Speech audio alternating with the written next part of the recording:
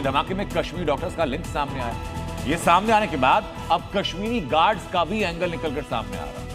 Uttar Pradesh police ने इस मामले की जांच शुरू की तो खुलासा ये पता ये चला कि बरेली की 3 मीट फैक्ट्रीज में कश्मीर के 27 सिक्योरिटी गार्ड्स काम कर रहे हैं। बड़ी बात यह कि इन मीट फैक्ट्री से कट्टरपंथी संगठनों को फंडिंग भी हो रही है। जैसे ये खुलासा हुआ तो यूपी पुलिस एक्शन में आई और एक्शन क्या हुआ दिखाता हूं।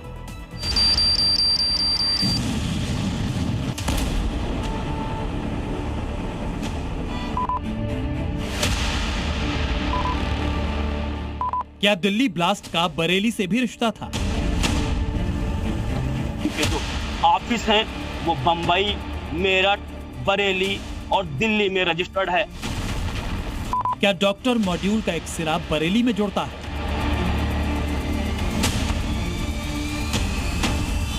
दिल्ली धमाकों की जांच में जुटी योगी फोर्स के रडार पर बरेली की 3 मीट फैक्ट्री है। इनके नाम हैं रहबर फूड, रुस्तम फूड और मारिया फ्रोजन, जिनकी बरेली, उन्नाव और लखनऊ में ब्रांच है। इन तीनों मीट फैक्ट्री में 27 कश्मीरी सिक्योरिटी गार्ड का काम कर रहे थे। इनमें से 17 कश्मीरी सुरक्षा गार्ड मारिया फ्रोजन और 10 कश्मीरी सुरक्षा गार्ड रहबर फूड इंडस्ट्री में लगे हैं। यही बात जांच एजेंसियों के गले नहीं उतर रही। सवाल ये उठा कि यूपी की फैक्ट्री में कश्मीरी गार्ड रखने की जरूरत क्यों पड़े। योगी फोर्स ने जब इस सवाल का जवाब ढूंढना शुरू किया तो कई चौंकाने वाले तथ्य सामने आए। पता चला कि इन सिक्योरिटी गार्ड्स का वेरिफिकेशन भी नहीं कराया गया था और तो और इन सिक्योरिटी गार्ड्स को हायर करने वाली एजेंसी भी कश्मीर की है। चूंकि दिल्ली ब्लास्ट में भी कश्मीरी डॉक्टर्स का कनेक्शन सामने आ चुका है और इस केस में यूपी के सहारनपुर से ही पहला आतंकी डॉक्टर आदिल पकड़ा गया था, जिसके बाद पूरे यूपी में करीब 200 कश्मीरी डॉक्टर्स की पड़ताल शुरू की। इसी दौरान कश्मीरी गार्ड रखने वाले ये तीनों मीट फैक्ट्री शक के घेरे में आ गए और इनके कश्मीरी कनेक्शन की जांच शुरू हो गई। जांच agencies in Kashmiri security guards का वेरिफिकेशन कर रही है। खुफिया एजेंसीज ने इन गार्ड्स की लिस्ट जम्मू कश्मीर पुलिस को भेजी थी। साथ ही इनके फाइनेंशियल ट्रांजैक्शन, बैंक अकाउंट और डिजिटल पेमेंट की जांच की जाएगी। आपको बता दें तो ये वो कंपनी है जो बीते वर्ष ही बरेली में पंजीकृत की गई है, जिसके बाद से ही खुफिया एजेंसियां अब चौकन्नी हो गई हैं, क्योंकि संदेह इस बात पर पैदा हो रहा है कि आखिर में सुरक्षा करने के लिए कश्मीरी युवकों को ही क्यों यहाँ पर बुलाया गया था। आपको बता दें तो सिक्योरिटी सर्विसेज का जो मालिक कबीर है वो भी पीछे कुछ सालों पहले ही यहाँ पर आकर शिफ्ट हुआ था। ऐसे में अब खुफिया एजेंसियाँ कश्मीरी युवकों, कश्मीरी कर्मचारियों और कश्मीरी छात्रों पर विशेष तौर पर नज़र रख रही हैं और उनकी गहनता से जांच भी कर रही हैं।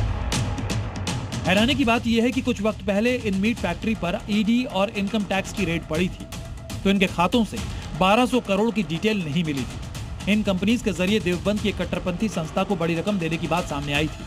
साथ ही कश्मीरी मूल की सिक्योरिटी एजेंसी हायर करने का भी खुलासा हुआ था। यही नहीं, इन कंपनी में अनुवादक के तौर पर काम करने वाले भी कश्मीरी मूल के थे, जिनकी लोकेशन कई बार पाकिस्तान में भी पाई गई थी। इस जानकारी के आधार पर एक रिपोर्ट तैयार की गई जिसमें बताया गया कि ये मामला देश विरोधी गतिविधियों से जुड़ा हो सकता है। 1200 करोड़ रुपए मिला था, वो संदिग्ध था और इसका प्रयोग जो इस्लामिक कट्टरपंथी संगठन है उनके फंडिंग के रूप में भी किया जा रहा है, ऐसा शक है। और इसके साथ साथ ये भी जानकारी में सामने आया है कि ये जो एजेंसियां हैं ये हैं तो मूल रूप से कश्मीर की, लेकिन इनके जो ऑफिस हैं वो बंबई, मेरठ, बरेली और दिल्ली में रजिस्टर्ड है। ऐसे में एटीएस भविष्य में एक बड़ा खुलासा भी कर सकती है। इस खुलासे के बाद से ही योगी फोर्स इन मीट फैक्ट्रीज की डिटेल खंगालने में लग गई थी, मगर दिल्ली ब्लास्ट में कश्मीरी डॉक्टर्स का कनेक्शन सामने आने पर एजेंसीज की जांच तेज हो गई है और बरेली से लेकर दिल्ली और सहारनपुर से लेकर कश्मीर तक का कनेक्शन जोड़ा जा रहा है। लखनऊ से तुषार श्रीवास्तव और उन्नाव से ज्ञानेंद्र प्रताप के साथ ब्यूरो रिपोर्ट, जी मीडिया।